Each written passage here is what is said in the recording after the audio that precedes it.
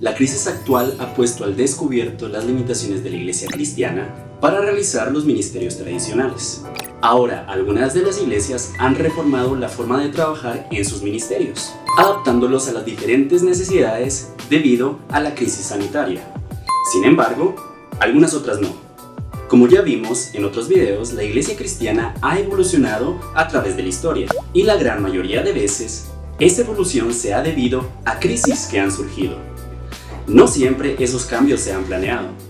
Regularmente vienen abruptamente, por alguna necesidad que surgió inesperadamente. Pues bueno, una vez más, ese es el caso ahora.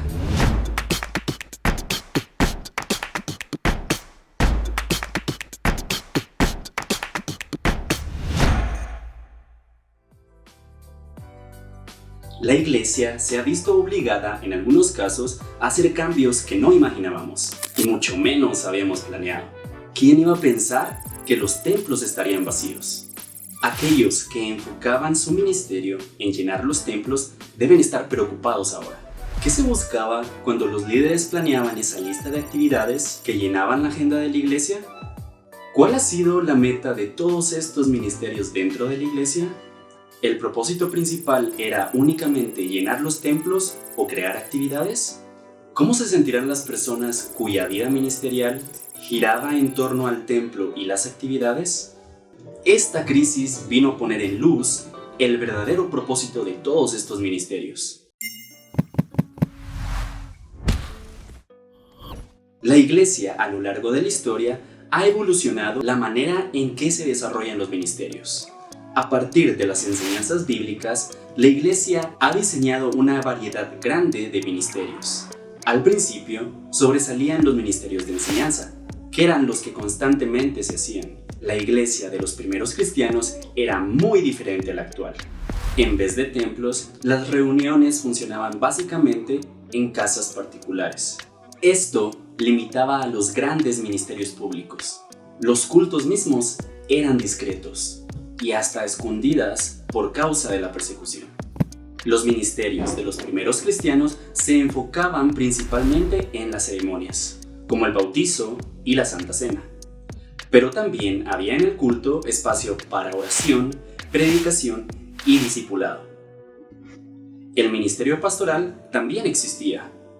Por ejemplo, los líderes visitaban las casas de los creyentes, oraban y acompañaban en los momentos importantes, como por ejemplo el nacimiento de un niño, una boda o funerales. Como podemos ver, son ministerios muy prácticos, que no necesitaban mayor organización, porque la Iglesia debía adaptarse a las circunstancias que estaban viviendo. En el siglo II surgió una crisis sanitaria conocida como la peste antonina, en donde los cristianos se arriesgaron para ayudar a las personas necesitadas. Y fue allí donde nació lo que sería un nuevo ministerio, conocido como ayuda social. La Iglesia nuevamente se había adaptado a la situación que se le presentaba. Cuando la Iglesia ya fue reconocida y se convirtió en oficial en el siglo IV, su organización se desarrolló rápidamente. En estos tiempos se construyeron templos, y estos se fueron convirtiendo en el centro de la vida religiosa y de los ministerios. Ya en la Edad Media, los templos y más las catedrales fueron la sede de prácticamente todos los ministerios de la Iglesia. Los ministerios que ya se habían practicado desde los primeros siglos de la Iglesia, poco a poco habían evolucionado y se habían trasladado a los templos. La gente debía ir al templo para practicar los ministerios. El confesionario era lo mismo que la consejería. La predicación ahora se practicaba casi siempre desde el púlpito. La Santa Cena también se había trasladado a los templos. Incluso el discipulado. Ahora la gente debía ir a los templos para educarse religiosamente. En fin, todo giraba alrededor del templo. Después de la Reforma Protestante del siglo XVI, los ministerios comenzaron a diversificarse y a salir del templo, pero no mucho. Se instruía a los pastores que salieran del templo y visitaran la casa de los creyentes, que participaran en las actividades de las familias y las comunidades que allí sucedían. No todo debía ser en el templo. Sin embargo, el templo siguió siendo el centro de las comunidades protestantes y católicas. La iglesia, como la conocemos ahora, se debe a la expansión misionera a finales del siglo XIX. Aunque no haya una estructura única en las iglesias protestantes, el ministerio pastoral, la predicación, la liturgia o los ministerios sociales han sido muy similares en las iglesias alrededor del mundo. Es en las últimas décadas que ha habido algunos cambios, sobre todo en las liturgias. Más recientemente se han incorporado nuevos ministerios, como la consejería, la ayuda al necesitado, ministerios infantiles, juveniles, para varones, para mujeres y varios más. La actual crisis nos está empujando a repensar nuestros ministerios, porque los más comunes o los más tradicionales o no se están haciendo o se están haciendo muy distintos. Es obvio que nuevamente nos tendremos que adaptar al cambio que nuestro entorno nos pida. Ahora la pregunta es, ¿hay enseñanzas bíblicas que nos puedan orientar en esta nueva realidad?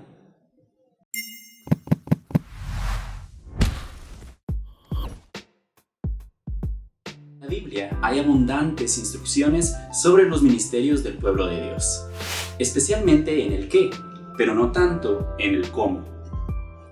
Por ejemplo, hay mandatos para la proclamación del Evangelio, para ser discípulos, para el pastoreo mutuo y otros más.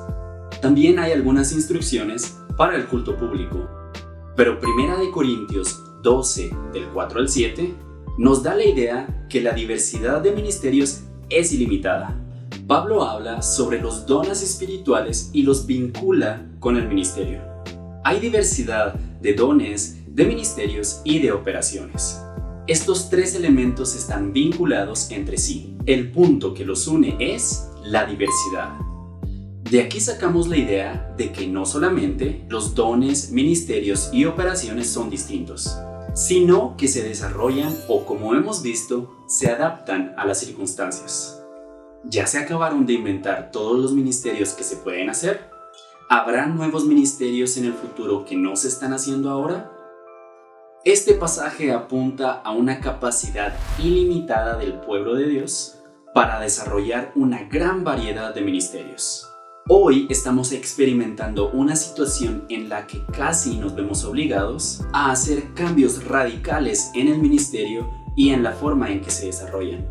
No nos vamos a quedar de brazos cruzados, esperando a que volvamos a la normalidad para volver a hacer lo que hacíamos antes. La Biblia no se enfoca en los métodos ni en el cómo, sino en lo que se debe hacer.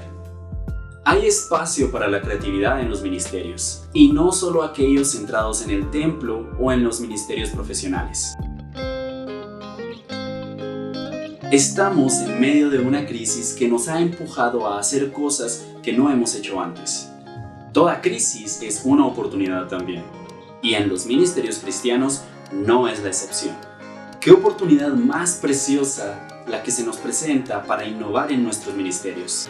¿Qué oportunidad más grande de involucrar a la gente joven en esta transformación? Ya estamos encontrando otras formas de proclamar el Evangelio. Ya estamos experimentando nuevas formas de pastoreo virtual efectivo.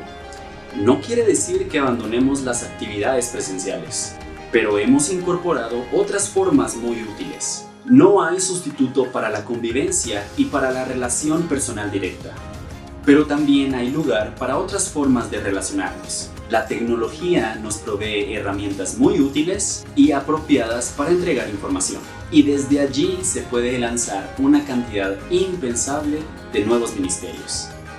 Todos tenemos miedo a lo desconocido, y ahora estamos frente a algo desconocido. Es natural tener miedo, pero que no nos paralice. Muchos nuevos ministerios y nuevas formas vendrán, pero no del centro, no del templo, sino de sus alrededores, de creyentes motivados que aprovecharán esta crisis como una oportunidad de hacer nuevas cosas. Porque no olvidemos que para el creyente el futuro siempre es mejor.